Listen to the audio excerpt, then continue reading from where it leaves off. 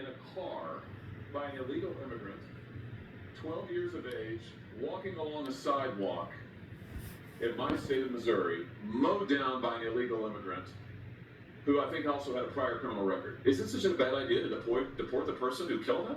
Any person who commits a heinous crime should suffer the consequences under the law. Good. What about Officer David Lee?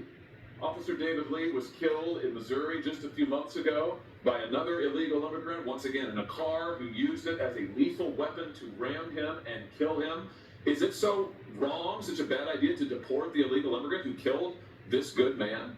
Again, any person who commits an awful act should face the full force of the law. We've had multiple stabbings in the state of Missouri at laundromats in O'Fallon, Missouri, where innocent civilians were going to do their laundry of an evening and were attacked with knives, slashed, bled, stomped upon. Should the illegals who did that, should they not be deported?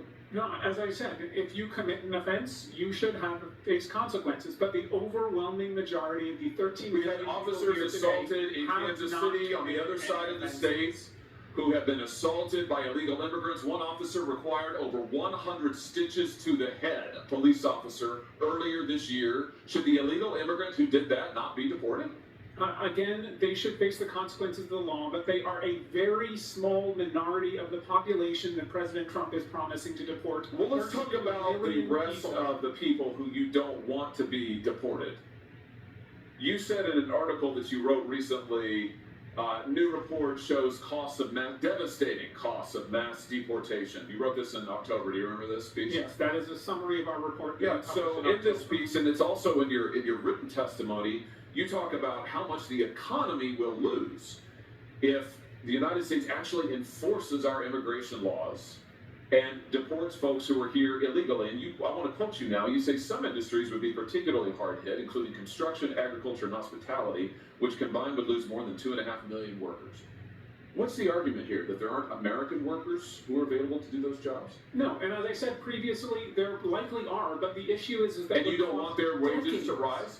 I think that we want to pass a path to citizenship so we can have a level and fair playing field for every American. Why would you want American citizens and those who are here lawfully to have to compete against illegal immigrants who, by the way, are often paid not minimum wage, who are not given the federally mandated benefits precisely because they're here illegally? Why would you want to drive down the wages of millions of working Americans who can't get those jobs in construction, agriculture, and hospitality because illegal immigrants are getting them? Thank you. Wages in the meantime. Why would you want to do that? Well, if you didn't hear from my initial testimony, you know I don't want to... Oh, listen, I read your testimony word for word, and I've been watching it, and I know what the answer is. You don't actually care about working people because you're absolutely hell-bent on this ideological agenda of opening our border. You want to give everybody who's here a path to citizenship. You want blanket amnesty. You talk about mass deportations. That's your word, not Trump's.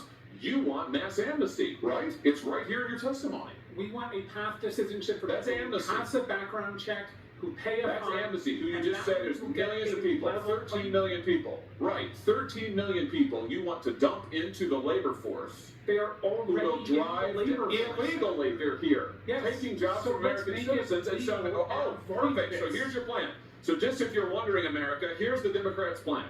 Take the 13 million plus illegals who are here, taking jobs from Americans, taking wages down, taking health care benefits, and bring them here legally so that they can continue to drive down wages, flood the labor force, and suppress. Senator Hawley, they can't flood the labor force if they're already part of the labor force, which is they are flooding the labor force now. That's what's happening now. The majority have been here for over 15 years, many millions of years. And what has happened to working class wages in that time, Mr. Reckland-Mellon? Working class wages are currently going up. Yes. Oh, really? They've gone up over the last 15 years? Over the last 15 years, I will have to consult the economists on that matter. Yeah, they're down, way down. What world do you live in?